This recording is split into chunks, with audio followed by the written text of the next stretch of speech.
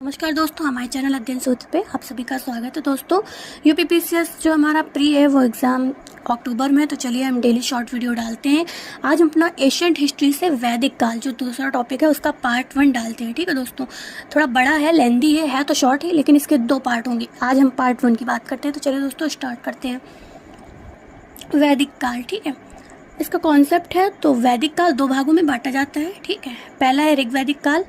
इसका time period अगर पूछे तो 1500 से 1000 BCE है। ठीक है, इसकी जो विशेषता है तो इसमें आर्यों का आरंभिक काल। ठीक है, ऋग्वैदिक काल क्या है तो यह आर्यों का आरंभिक काल है, सिंधु और सरस्वती नदी के आसपास स्थित।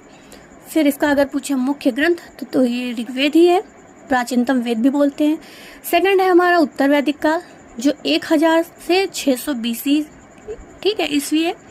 अगर इसके जो है विशेषता के बारे में बात करें तो पूर्वी विस्तार गंगा यमुना के मैदान में। ठीक है, और अगर बात करें इसकी सामाजिक और आर्थिक या फिर सामाजिक और धार्मिक परिवर्तन, ठीक है, इसमें हुआ था उत्तर वैदिक काल में।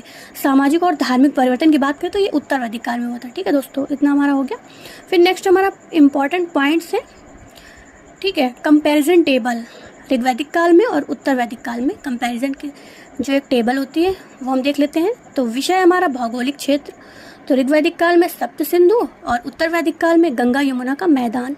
दूसरा हमारा ग्रंथ है ऋग्वेद ऋग्वैदिक काल में, और उत्तर वैदिक काल में यजुर्वेद, सामवेद, अथर्ववेद और उपनिषद। ठीक है दोस्तों, आगे देख लेते हैं। अब हम बात करें समाज, तो जो ऋग्वैदिक काल में है कैसा समाज था तो जनजातीय था। ठीक है, जनता और जनजातीय व्यवस्था थी। उत्तर वैदिक काल में वर्ण व्यवस्था मजबूत थी। ठीक है, फिर फोर्थ है हमारा परिवार, तो ऋग्वैदिक काल में पितृसत्तात्मक जो प्रथा थी और उत्तर वैदिक काल में संयुक्त परिवार से। ठीक है, फिर फिफ्थ पॉइंट है हमारा राजा, तो जनों का प्रमुख होता था राजा, और उत्तर वैदिक काल में ईश्वर तुल्य राजा होता था। ठीक है, ईश्वर के समान माना जाता था। धर्म की बात करें तो ऋग्वैदिक काल में प्रकृति की पूजा की जाती थी और उत्तर वैदिक काल में यज्ञ प्रधान होता था, ब्राह्मणों का वर्चस्व था। ठीक है, फिर नेक्स्ट हमारा शिक्षा है, तो मौखिक परंपरा थी ऋग्वैदिक काल में, और उत्तर वैदिक काल में जो है गुरुकुल प्रणाली स्थित थी।